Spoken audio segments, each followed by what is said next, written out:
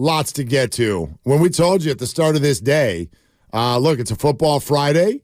The Warriors played last night, and we've got the Draymond situation to work through, and then these Buster Posey comments that have led to a broader conversation about so many things within the Bay Area. When you've got kind of a potpourri, nobody better to have than Tim Kawakami. Nobody. Who's got it better than us, Tim? Nobody. Yes. Nothing says potpourri like Jim Harbaugh references. I'm sure that's all perfect there. And we're doing, it's a little bit of a throwback Friday, Tim. We've told some stories about the pandemic, and so a Harbaugh reference kind of fits with today's show. Why not? I'm always good with a Harbaugh reference. You know that. There it is. Absolutely know that. Well, keep that in mind for future conversations. But it's Tim Kawakami, the TK Pod, part of the Odyssey family now, and joining us here on Willard and Dibs. And your most recent pod was with Mike Dunleavy. And Tim, with his comments recently, let's put the Draymond thing aside for a second and just focus on their record at 10-14, him saying that we're going to look at the next 15 to 20 games and see where we're at and then go from there. What kind of moves do you think could be made if their record is not better by then? Yeah, I mean, there's not a lot of big stuff that's available. You never know, right? There could be something, but anything big that they would do, they would, try to trade Draymond, try to trade Wiggins, try to trade Clay, try to trade Chris Paul. Well, I don't think you're getting much for those guys. In fact, if you're probably trading them, you're doing it just for, throw some money away, and you're probably going to have to give up future picks. Do you want to do that? You might have to give up Kuminga. Do you want to do that? And without getting much in return. So that's tough. Again, you never know, but they're not in the position where they can put a couple things together, throw in a couple of future firsts, and get some really, some player who's going to change them. I just don't know that's there.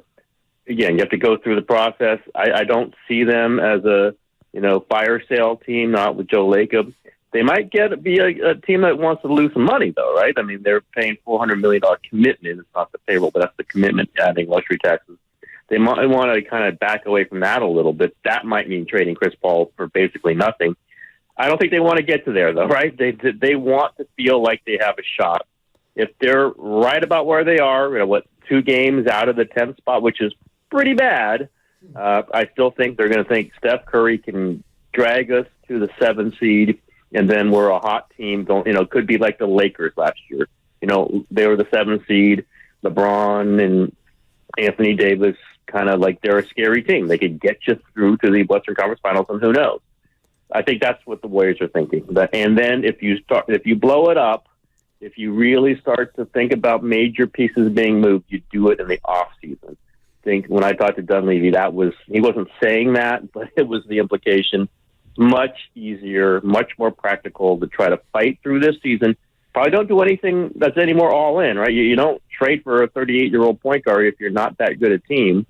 They did it in the offseason last year because they thought they were going to be a better team than they have been currently.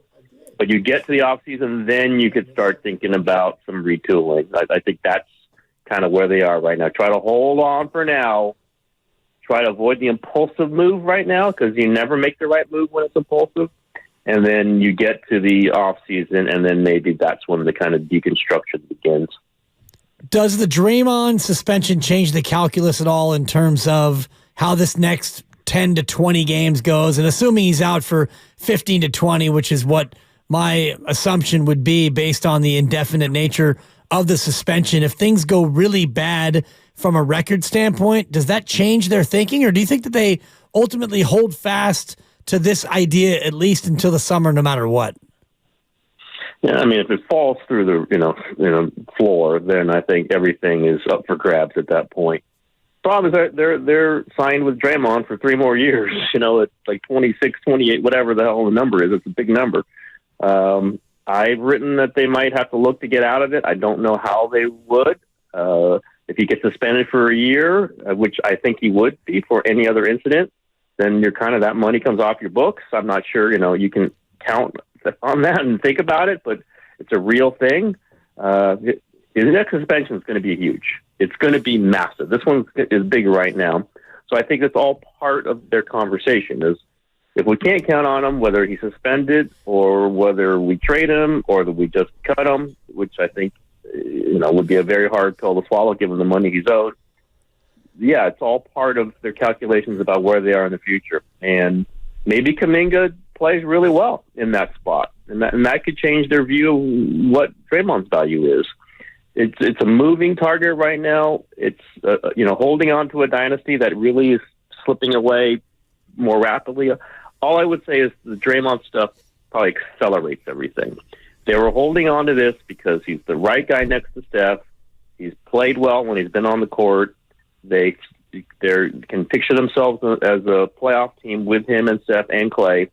But when Clay gets off to the start he did, and we know he played really well last night, but who knows what will go in the future. And Draymond is not somebody you can count on, and this cycle is accelerating with him, then maybe you're not the team you think you are, and you have to do some major stuff. I just think it's accelerant.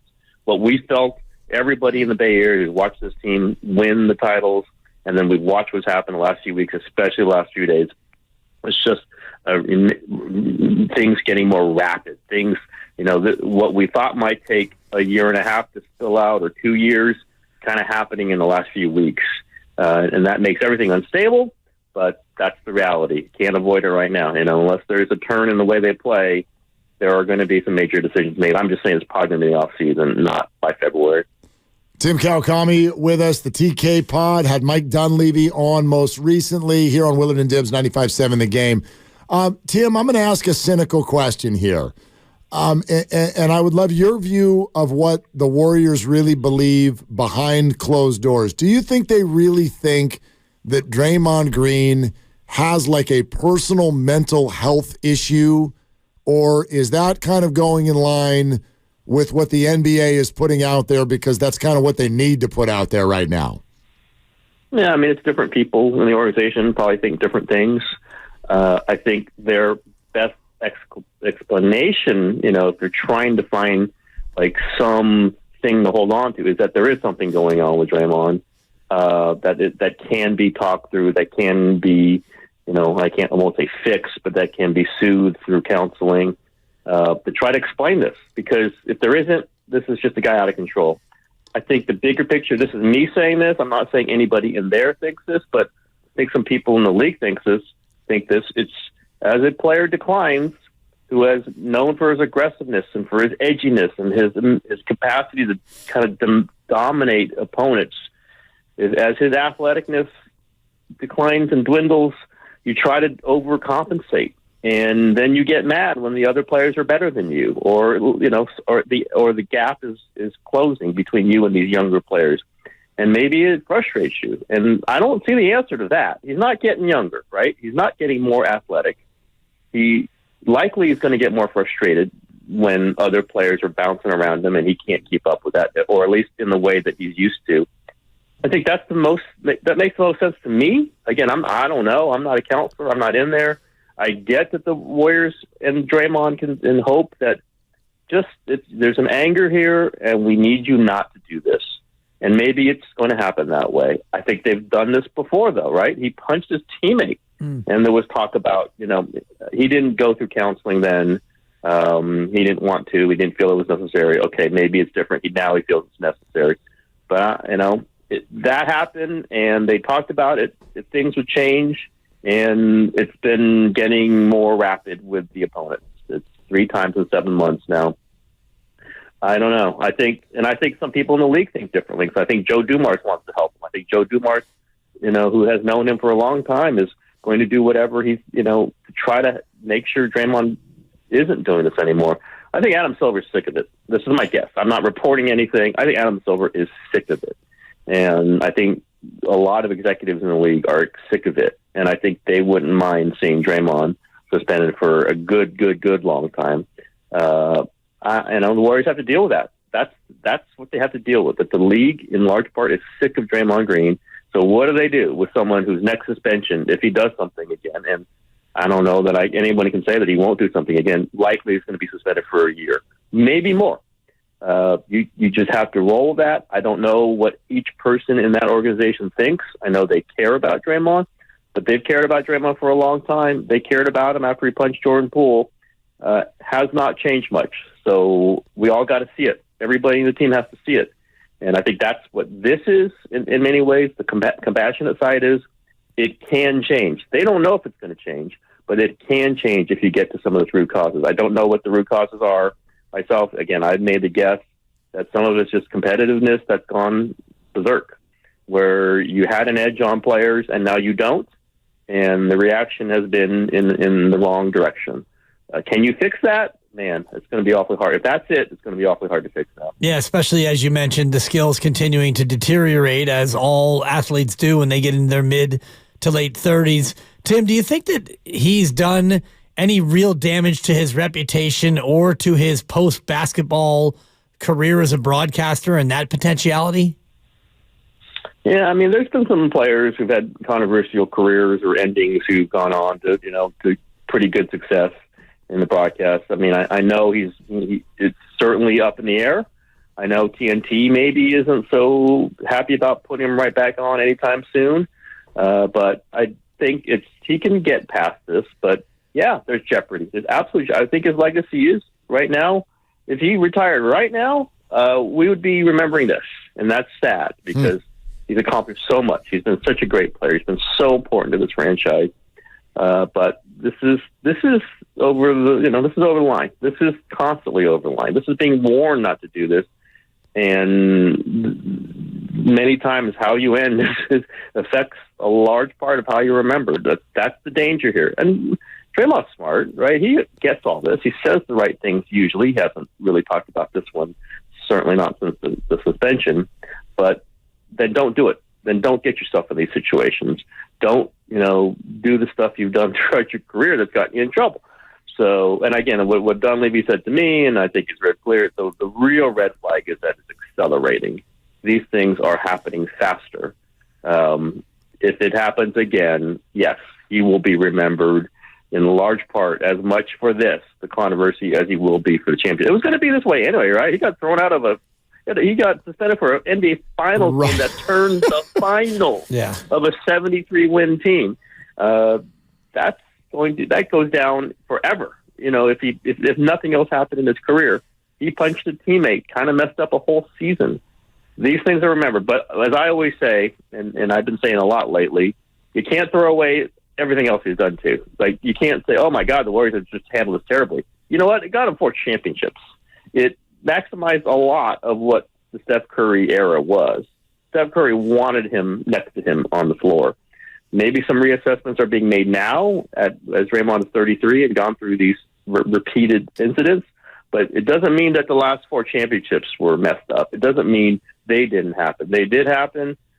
Maybe there's going to be a period at the end of that, but I just can't say that what the Warriors have done was useless. It wasn't worthwhile. They got 4 championships out of it, and maybe they get some extended play from this group. We'll see, but right now it's in question. TK, I know earlier today you were over at the Jung-Hoo Lee press conference with the Giants. What were your impressions? Pretty loose kid. He was cracking jokes. He was definitely has a personality. I didn't know. He was very playful. His father, legendary Korean baseball player, was in the front row and asked, what have you learned from him? He goes, I've learned nothing from him. He was, cracking jokes. I think you'll get a feel for that really early on from him. He definitely is good with the cameras. He definitely has a wink. We'll see how he is as a player. I think he's going to be a pretty good player. I mean, they paid $113 million for him. We shall see. But I think he's going to be a solid player for them, possibly better than solid. And I think people are going to like him. And I think it's important that he said that he loves the Bay Area, that he's been to San Francisco before and liked it and wanted to come here for the history of the franchise. We know the background of that. We know, what the atmosphere is supposedly around the team. We'll see. But I think that it was a loose presser, compared to the Ohtani, grandeur and the mash of people. This was a lot looser. It was in the Giants clubhouse. I've never been to a Giants presser in their clubhouse.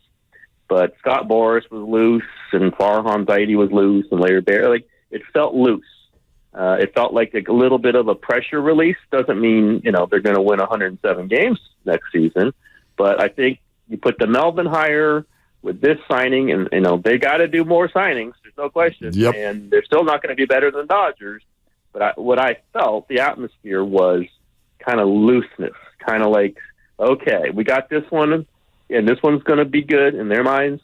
And it isn't going to be a desperation. They didn't have this feeling of, oh my God, what comes next. So we'll see. But I was struck just by kind of the levity of it. And levity's good. Levity's good in December, right? It's good for a baseball team. It's not feel tight, not to feel under siege. And I think there was some of that. Certainly, you compare it to the Carlos Correa non-presser last year. There's a little bit of difference there. Not as good a player. They've got to do more, but it's a little bit of a juxtaposition in my mind. Can they do more, though, Tim, after what Buster Posey said? Are we making too much out of Buster's comment in terms of the damage it may have done to free agents? Or is this a real notion that players maybe in some quarters don't want to come to San Francisco because of what Buster was intimating? Well, let's just be clear. Buster's comments aren't causing any damage. He was just saying, there's some perception out there, from players and their families that they don't specifically have San Francisco at the top of their list. That doesn't harm anything if that's what people do feel. So that's what I think is a little bit weird to me. Buster Posey's from the South. He came out to San Francisco, and for years I thought maybe he didn't want to be, with the Giants. He's a Southern kid, might want to go to play for the Braves, play for whoever. And, he signs long-term with the Giants. He wins big with the Giants. He goes back home. I thought we might never see him again. And he comes back and he's moved back here because, his family loves it here. So I think that's a pretty good spokesman for, let's change this perception. Let's sign people who understand what this area is like, what it's like to play for the Giants. So I think, it kind of gets into this, talk show world. I don't mean yours. I mean the other, the national ones. We know which ones we're talking about here. It gets into the Fox News kind of world of everything's extreme and everything, and on both sides. But this one does. It hits some buttons, and all Posey was doing was saying, there are players who think this, or their wives, or their whatever. Doesn't mean it's everybody, and it certainly wasn't Jung Ho Lee, right? I mean, they signed him, and Scott Boras was there. I don't think Scott Boras was upset about being in San Francisco. You pay the most, you show that you can win, you're going to get players. It's the way it always works. They're not the Dodgers, right? Nobody's the Dodgers. They weren't going to get Shohei Ohtani. Would have helped them a lot if they had won the last 2 years, and they didn't. That's the way that goes. That's winning. So I don't know that the harm. I don't know about. I think it's just one of the. It's something that's on Reddit and something that's banding about in other places, and we know we're in the dark corners of whatever world. That's not real life. Real life is the perception is you have to be convince some people, but you don't have to convince everybody. Some people want to come to the Bay Area. So I'm a Bay Area kid, guys. You probably can hear it in my voice. Yeah. I don't love that. Oh my God, this is now worse because Buster Posey. No, Buster Posey just saying this is something that sometimes we have to beat, and let's go beat it. Because he wasn't a kid who was born here. He was a Georgia guy, and he came out here, and not only did he play here and succeed here, he left, and then he came back. So that's a pretty strong message just right there. TK, great stuff as always, man. We can't wait to do it again. Thanks so much. All good, guys. All right, there it is. Tim Kawakami, the TK Pod, part of the Odyssey Network. Glad to have Tim Kawakami's perspective on this.